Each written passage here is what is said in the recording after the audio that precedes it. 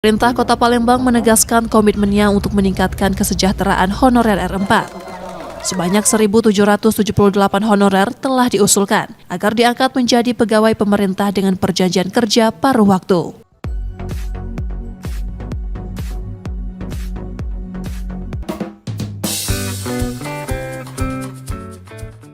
Itu tadi video terbaru yang kita dapatkan berkaitan dengan pengangkatan P3K paruh waktu bagi rekan-rekan R4. Ini merupakan kabar gembira bagi rekan-rekan R4 bahkan R5 yang akan diangkat paruh waktu, dan ternyata sudah ada regulasinya jauh-jauh hari sebelum adanya Permen Pan RB 16 2025.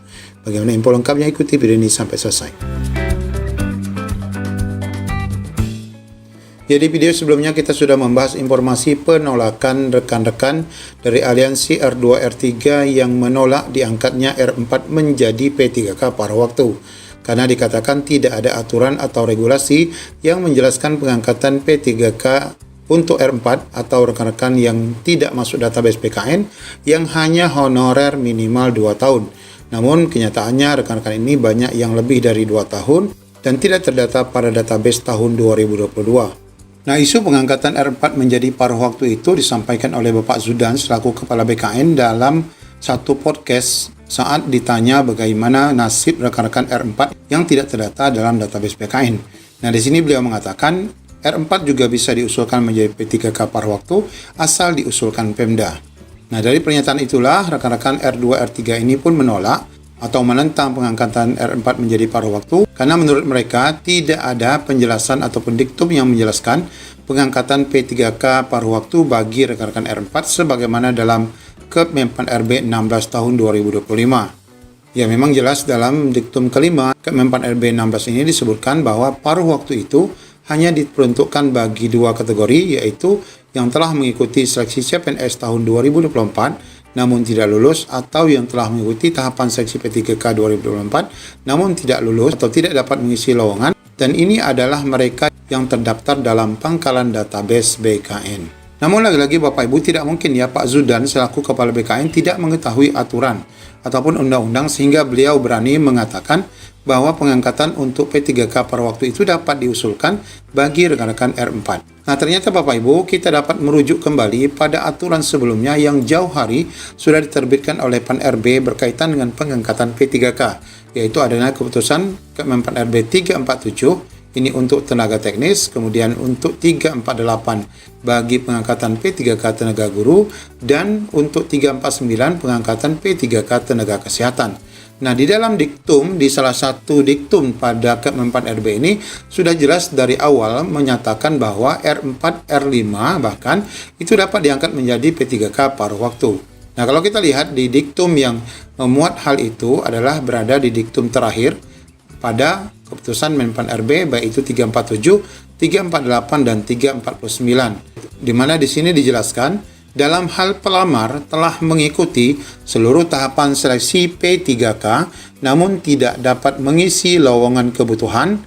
Nah, ini artinya yang mengikuti termasuk R4 dan R5 ya, tidak dapat mengisi kebutuhan alias mereka tidak dapat formasi, maka dapat dipertimbangkan. Nah, di sini kalimatnya dipertimbangkan untuk menjadi P3K paruh waktu. Nah, bagi rekan-rekan R2, ini merupakan kepastian karena sudah ada keputusan terbaru nomor 16 tahun 2025 yang masuk database untuk diangkat menjadi P3K paruh waktu. Sedangkan bagi rekan-rekan R4, R5, ini walaupun tidak tertuang dalam Kemenpan RB yang terbaru 16 2025, mereka sudah otomatis ya tersirat di dalam keputusan Diktum 33 di dalam 3 Kemenpan RB yang sudah terbit dari awal berkaitan dengan mereka yang sudah mengikuti seleksi baik administrasi maupun seleksi kompetensi untuk diangkat menjadi P3K paruh waktu jika mereka tidak mendapatkan formasi.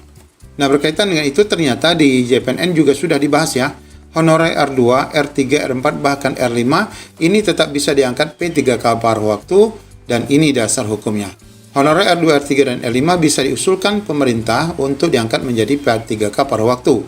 Aturan mainnya ada dan bukan pada keputusan Kemenpan RB 16 ya tahun 2025. Kepala BKN Prof Zudan menyatakan honorer non-database yang sudah mengikuti seleksi CSN dan tidak mendapat formasi juga bisa diusulkan oleh Pemda ke BKN untuk mendapatkan praktek penetapan NIP paruh waktu. Jadi memang pernyataan Pak Zudan ini tidak serta-merta ya tanpa aturan. Apa yang disampaikan Pak Zubdan itu sesuai dengan regulasi yang ada, kata Sekretaris Jenderal DPP Honorer Herlambang Susanto kepada JPNN. Memang lanjutnya di dalam Kemenpan RB 16 hanya mengatur honorer yang database BKN saja, yaitu R2 dan R3. Tetapi dalam Kemenpan RB 347 dan bahkan 348 dan 349 di Diktum 33 sudah mengatur hal itu ya, jelas ya. Jadi ini kabar gembira ya bagi rekan-rekan. Di samping tadi di Palembang juga sudah mengusulkan, dan kita juga sudah bahas di video sebelumnya bahwa beberapa daerah juga sudah mengusulkan pengangkatan P3K pada waktu ini bagi rekan-rekan R4. Di Diktum 33 itu menegaskan dalam hal pelamar telah mengikuti seluruh tahapan seleksi tetapi tidak bisa mengisi formasi maka tetap dapat dipertimbangkan. Jadi kalau R2, R3 tadi sudah ada kepastian kan ada Kemenpan RB terbaru nomor 16, sedangkan untuk rekan-rekan ini dapat dipertimbangkan. Artinya kalau Pemda mengusulkan itu dapat dibenarkan. Itu artinya baik honorer database maupun tidak, itu dapat diusulkan menjadi P3K paruh waktu sebab mereka sudah mengikuti tahapan seleksi. Nah, diperjelas lagi bahwa rekan-rekan aliansi ini juga terus berkoordinasi dengan BKPSDM agar bisa mengakomodasi R4 khususnya Tendik menjadi P3K paruh waktu dan tentu saja rekan-rekan teknis lainnya. Mengingat rekan-rekan R4 ini masih banyak. Dan bukan hanya itu, rekan-rekan R4 ini bukan hanya yang mereka memiliki masa kerja minimal 2 tahun ya, tetapi juga sudah banyak yang memiliki masa kerja tahunan, puluhan tahun, bahkan belasan tahun. Ini karena mereka tidak terdata dalam database BKN. Ada yang dari blood ya, ada yang memang waktu itu adalah honorer komite sehingga tidak terdata di dalam APBD maupun APBN. Nah, perjuangan bagi R4, R5 ini untuk menjadi paruh waktu memang terus dilakukan ya, karena nanti bisa jadi jika tidak diperjuangkan mereka bisa putus kontrak ya, atau hanya bisa menjadi outsourcing dan bahkan bisa juga dirumahkan. Jadi bahkan untuk rekan-rekan R5 itu juga bisa diusulkan menjadi P3K paruh waktu ya, sebagaimana diktum yang tertera pada Kemenpan RB 347, 348, 349. Untuk R5 tentu saja adalah rekan-rekan dari PPG Prajabatan. Demikian informasi yang dapat kami sampaikan. Mohon maaf jika ada kesalahan. Semoga menjadi pencerahan. Assalamualaikum warahmatullahi wabarakatuh. Pemerintah Kota Palembang menegaskan komitmennya untuk meningkatkan kesejahteraan honorer R4.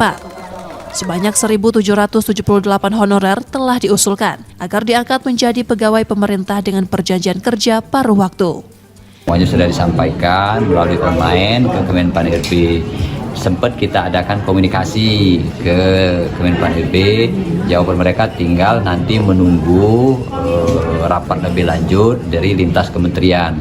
Setelah itu akan ada petunjuk teknis lebih lanjut langkah-langkah apa yang berikutnya akan kita ambil dari pemerintah Kota Palembang. Sekira begitu.